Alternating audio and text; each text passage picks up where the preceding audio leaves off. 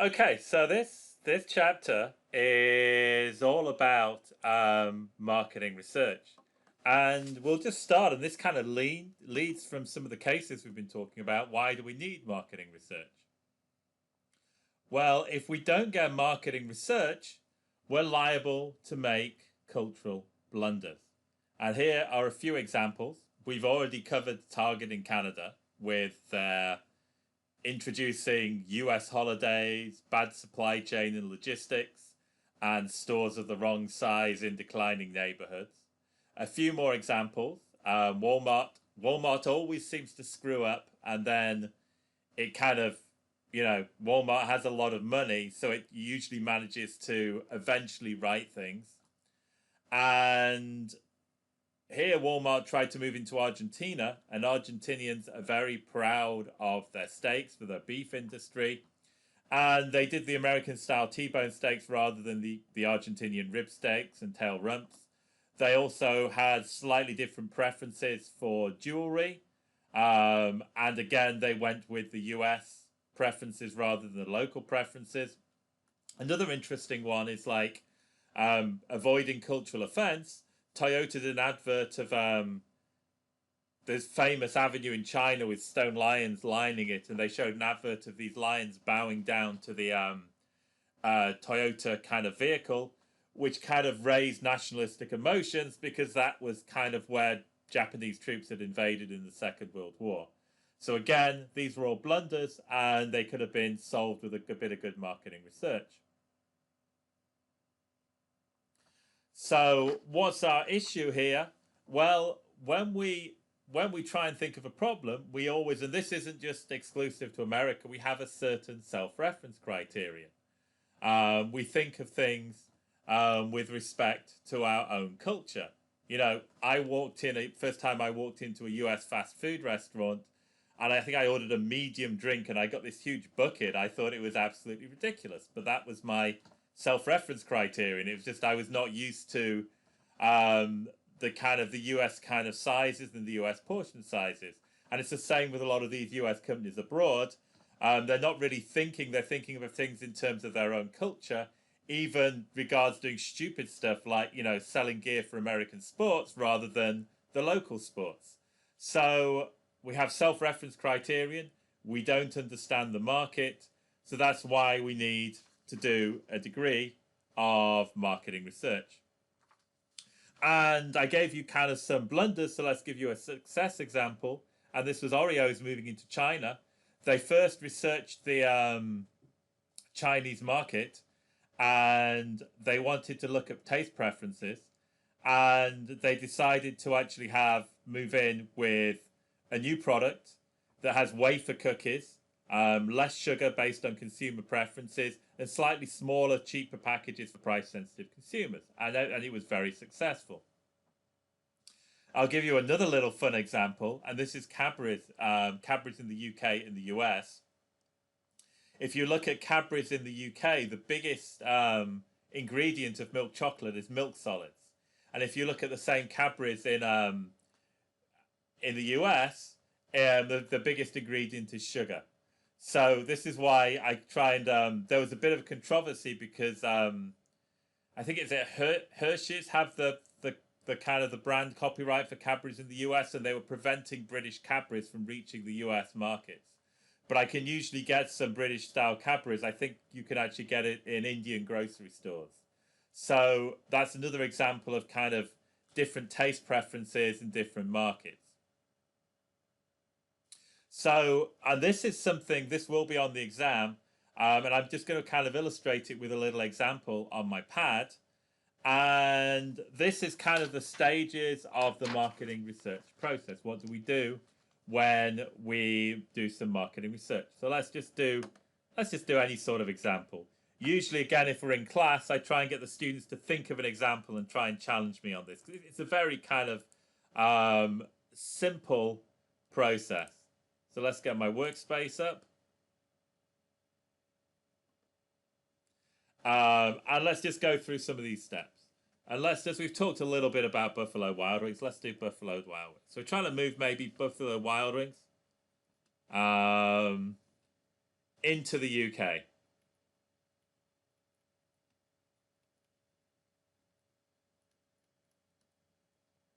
And what's my kind of problem? So the decision problem.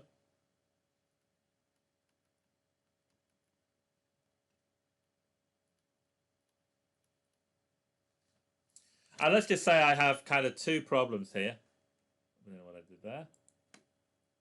So I have two like sub problems. Is will this be profitable?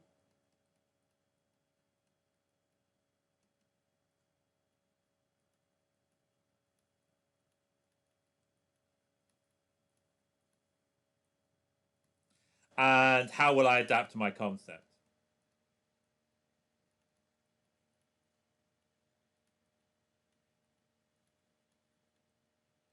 So now we need to think of my research design.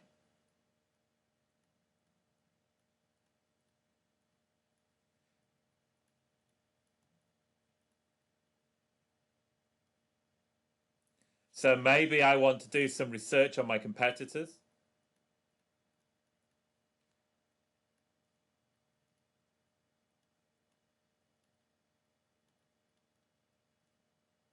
I also, maybe want to kind of survey consumer preferences.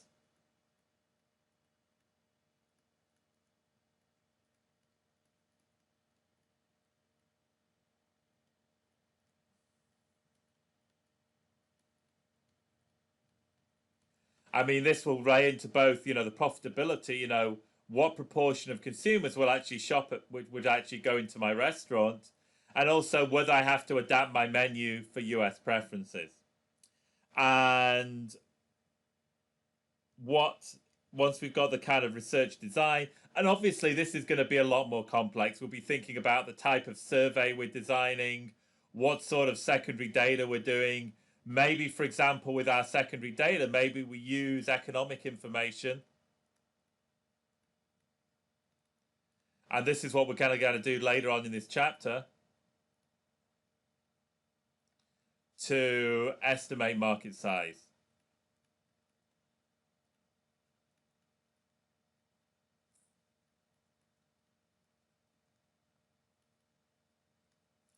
So there we go. So we have the decision problem and we have the research design. Think about and 3 and 4 kind of go together. My information needs. And again, I could probably write pages and pages on this, but we'll do, things like economic information,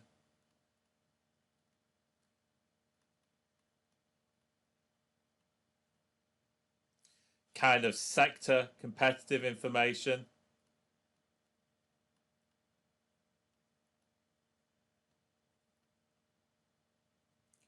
and we need kind of consumer information, so consumer preferences, which is probably what we'd have to do in the survey.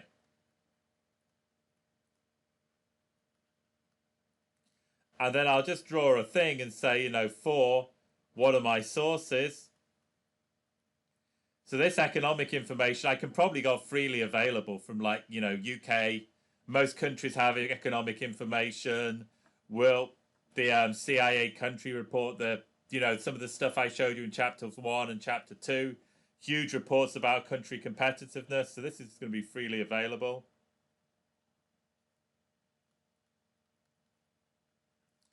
I may have to purchase this sector information, maybe the chicken restaurant industry in the UK, but this is probably available, so I'd probably like paid secondary marketing research. And then finally, we're going to do a survey. So kind of 5, 6, and 7 is 5. We just collect all this information.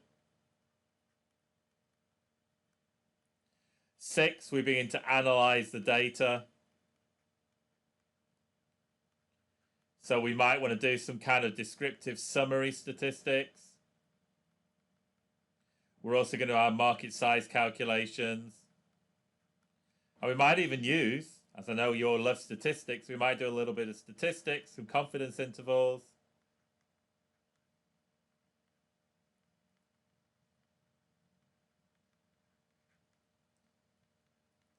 To kind of report this, to estimate profit.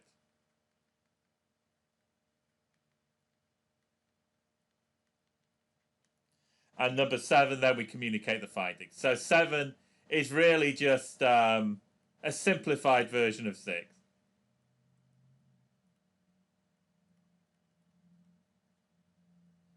When I used to work in industry, I would always do some fancy data analysis, but you had to simplify it for the top bosses because quite often they just want some summary visualizations or even maybe a pie chart. Okay, so that's my my little bit of kind of the equivalent of board work for the moment. And let's kind of go back to the slides. So what are the challenges in global marketing research? Well, every country is different. Every country has different infrastructure. If I, for example, work in consumer products, so I may be Unilever or Procter & Gamble selling a shampoo, I have a huge amount of POS, point of sale data availability. I've actually worked, there's a company in Chicago, at Symphony IRI, and they literally, supermarket scanners from different supermarkets, they aggregate that information, they pay the supermarkets for that information, and then they sell that back to consumer products companies like Unilever and Procter & Gamble. That information might not be available in a lot of developing markets. I would say cell phone penetration is pretty good these days, but, even as of last year, broadband, if I, for example, have a complex survey with a lot of videos, a lot of graphics, or, I require a lot of information, broadband internet penetration is not great in a lot of countries. Even in developed nations, it's only 50-60%. There's been a lot of stuff recently about how Mississippi is trying to expand broadband to rural areas. Well, I lived out in the county here, and I had real trouble getting broadband, mostly because Max South were kind of incompetent, but you don't have a lot of kind of broadband infrastructure, even in a lot of developed nations. So in developing nations, it's kind of much lower, and you can't rely on having a kind of a good broadband infrastructure. So that might, impact research, impact surveys. But say, for example, I'm Mississippi State and I'm trying to sell online education. If the majority of my population don't have broadband access, people can't do quizzes online with like fancy graphics and stuff. That is actually going to be a major issue. Okay, so lack and inaccuracy of secondary data. So maybe my BW3, I found some like data on the UK restaurant market, but that data had been designed for, standard sit-down restaurants, and maybe wasn't, or it had been designed for KFC, so it might not be that applicable to my particular kind of hybrid sports bar concept. So quite often data is designed for a different purpose. An example I always give in a different class is that, I'm a supermarket deciding whether to go environmentally friendly with my shopping bags, and I get some general data in environmental friendliness, but that data doesn't tell me enough about whether consumers will be willing to pay for disposable bags or reusable bags. It's just too general. The data is out of date. So another example I give is if I was to do a survey of same-sex marriage from the US from even like 10 years ago, the majority of people would disapprove, while the majority of people would approve today. Same with marijuana legalization. So data, particularly in terms of preferences, can go out of date very quickly. And data can quite often be missing. Surveys might not be filled in properly. If I have a sales database, my salespeople might not be filling it in properly. So generally, a lot of corporate data, and I've dealt with this, it's often messy. It often has like duplicate records, just messiness, which you have to deal with when you're doing the analysis. That's not the focus of this class, but just be aware that problems can exist. Okay, so a few questions, and again, this was for an in-class survey. So how might an internet survey be more accurate than pencil and paper? Well, you can guide people. You can force people to answer questions in order and not miss out questions. You can also give kind of interactive help. If somebody's doesn't understand something, they can put the question mark. And how can we deal with surveys that include missing data? Well, we can remove the missing data, but that loses a lot of information. Or we can kind of try and estimate the missing data. There's a technique, again, beyond this class called statistical imputation, where we can kind of fill in the missing gaps in terms of our data. And the third question, if, for example, only 10% of our surveys are answered, can we assume these are representative? Well, not always. What researchers will often do is they'll often take their first responses, say the first 25% of responses and the last 25% of responses, and they'll see if the results are similar, because it's considered that the late responses are similar to the non-responders. So if the responses are changing as people take longer to respond, then we can think that we're going to have what we call non-response bias. Okay, so the next bit is kind of a little bit of common sense. If we're collecting in lots of countries, we've got to build infrastructure in different countries. We've got to kind of employ marketing research people in different countries. We've got to try and make sure that we're measuring the same things in different countries. Countries with very different practices. You know, marketing research in the US is pretty quantitative. In the UK and maybe some Asian countries such as Japan, there can be more of an emphasis in qualitative marketing research. So just trying to, if we're trying to do marketing research in maybe 10 or 20 different countries, this may be a little bit of a nightmare. So it just takes a lot of time and effort trying to coordinate multi-country marketing research. And it's difficult to get comparability. Even if we manage exactly the same scale, same survey, translated perfectly into the language, different cultures respond slightly different. If we have a product satisfaction class answer, if you have an in-person interview, Asian consumers may be more inclined to please the interviewers. And for example, Latin American respondents will generally give higher answers on these surveys than maybe US respondents. So there are cultural differences even if you have the same measurement instruments.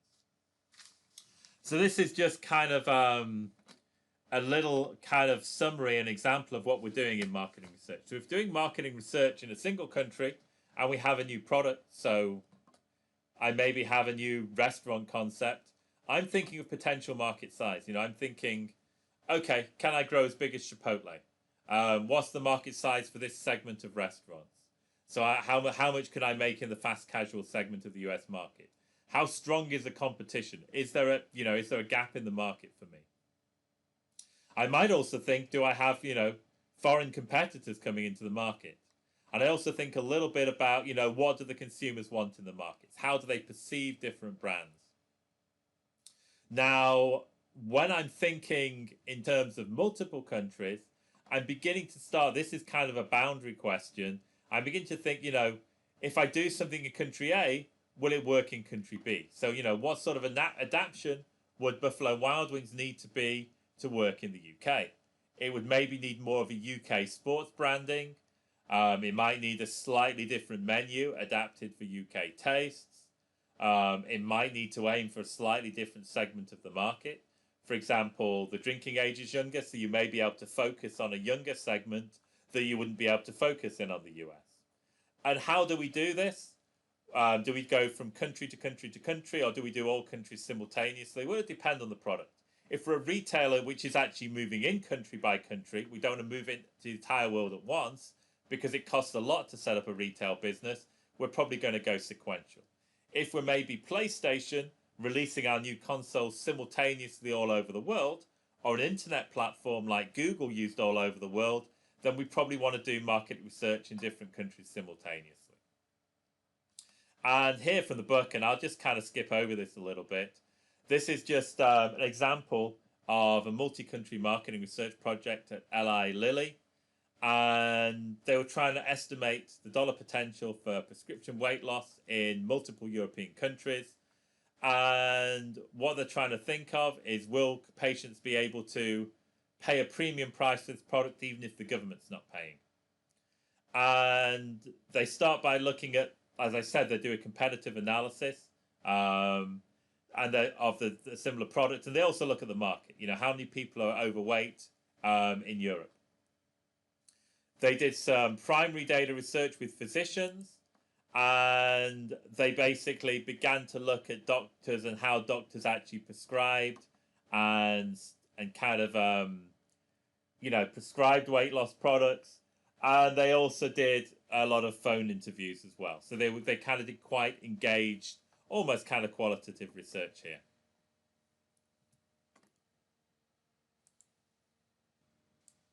Okay, so like the simplest concept in this chapter and maybe this class, what's secondary and what's secondary and primary data. Secondary data is already available. Primary data, so it might be, say, a previous report on environmental friendliness. It could be economic statistics you've got from the Google platform I showed you. It's anything existing. And primary data is something that does not exist and we actually create for our actual research. So primary data for BW3 would be maybe surveying British consumers on their taste preferences for different flavors of sauce for chicken and seeing if the BW3 sauces matched UK consumer tastes. Now, there is a bit of a grey area there. You have a lot of stuff now on the web and the internet. For example, you have online reviews, but I might want to mine those online. That's already existing, but I might want to mine those online reviews and analyze them. So in a way, I'm doing some primary data analysis. But if I give this question in an exam, it will be really basic. I won't do anything in the middle. Secondary data, it's stuff, reports that are already available. Primary data, data that do not already exist, so we have to kind of create them. Okay, so here are a few secondary data sources, and some of these you can use with your project. I've kind of got them up. So the first is the CIA World Factbook. It just has like lots of info. I think I might have shown you this, lots of economic information about different countries and kind of demographic information. So let's look at Brazil, and we can see we have some basics about the country. And this, when you do your project for the country, this is not going to be your only source, but this is probably your best source. And this is the kind of information about the demographics, information about the economics, schools, unemployment, government, economy. So lots of useful information, GDP per capita, investment in different sectors. So this is kind of very useful information if I want to move into the any sort of market. So the next one is secondary marketing research. We can often have prepaid marketing research. So this is marketingresearch.com, and this is an aggregator for marketing research. And it's basically marketing research agencies have put together marketing research, and we can buy them. So let's just say I look for chicken. And we can have the global chicken market. We can buy something on the global chicken market. And we could maybe, let's just have a look at this. And so this just is a detailed industry analysis of the global chicken market. So we've got and it gives us a little summary here of top consumers and producers and importers. But the actual report will be very detailed. And they're going to charge you $2,000. So, when you do your project, you might actually flag one of these things saying this research is available. We've got 330 pages, our chicken report. But you probably, I don't expect you to buy anything like this for obvious reasons for your class. Some interesting things.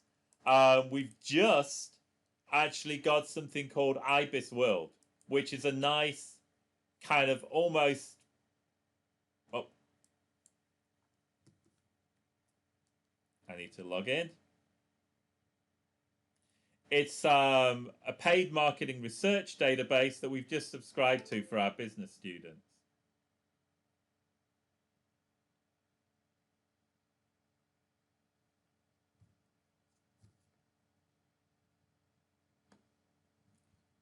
So it's going to be worth the wait, I promise you.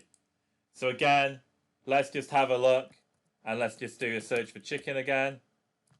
And we have fast food chicken franchising. This is actually quite US based, but it's mainly US.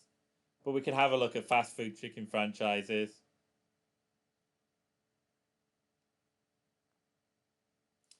And we actually have a nice report. We have a report on the major players.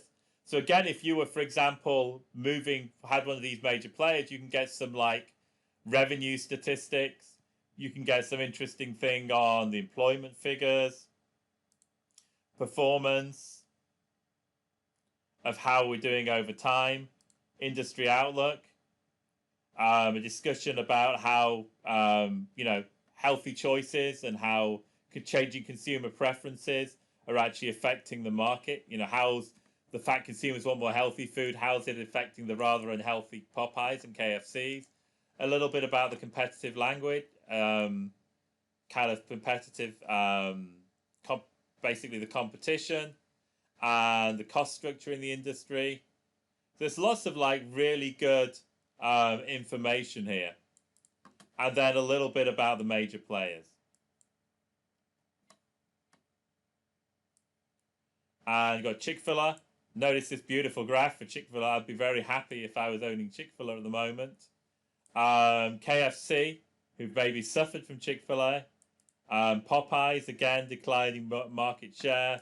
And Zaxby's, not quite as successful as Chick-fil-A, but I mean, over 4 years, they've gone up by maybe from 5% of the market to 8% of the market, so they've been relatively successful. And a few other things. I'm guessing BW3 is too much of almost a niche sports bar. It doesn't really count in this segment. So again, this is actually a useful piece of marketing research. A second piece I linked to in the slides is somebody has already kindly created a little reference for this class. And so a lot of the data sources I've talked about, I've talked about the global competitiveness indexes. I've talked about the different data sources. There's actually some more resources actually listed here. So we've got some resources for companies, some resources for products, and resources for different countries. So again, this is all just, and they have the World Factbook, and they have OECD, and I showed you some reports from that earlier in the class. So again, all this is good sources of secondary information, and for you guys, these are good sources of secondary information for your project. I've already showed you Google Public Data and IBIS World and our International Marketing Guide. And I've already given examples for this. I talked about the issues with the levels of accuracy of the data. Older data, I gave the example of, how people's attitudes to same-sex marriage have changed over time. Other things can change over time. People's taste preferences can change over time. The UK used to be the food was quite staid, but UK now has kind of quite strong preferences for kind of quite spicy food. How reliable are the data? How we calculate figures change. How we calculate unemployment, governments often change it to make the unemployment seem lower.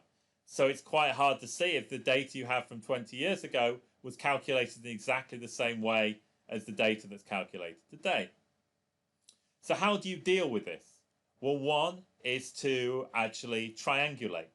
And that just means you get at least three different data sources. So if you have two data sources that disagree, try and get a third one, and then see where the third one fits in with the first two to put them into context. Which of the two opposing data sources would agree with most. The second thing is this idea of functional or scalar equivalence. So functional or conceptual equivalence.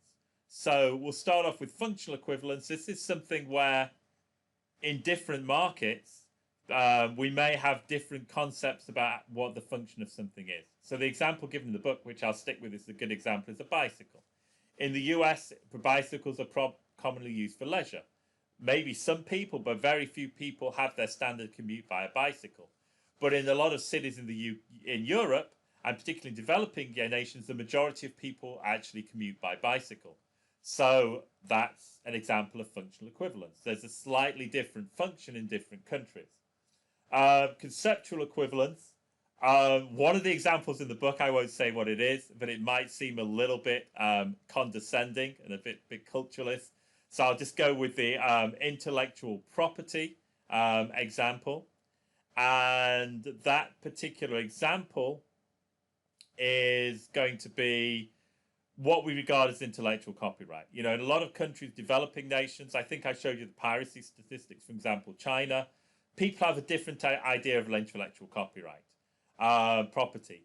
The idea is you should be able to copy anything, copy any media, but in certain more developed nations, you think, hey, you know, no, we shouldn't be pirating software. We should actually be paying for software. So things like intellectual property, the concept of that is different in different countries. And my final little example is going to be that of lumping of data. And actually, I'm going to, as this video is pretty long, I'll just include that in the start of the next video.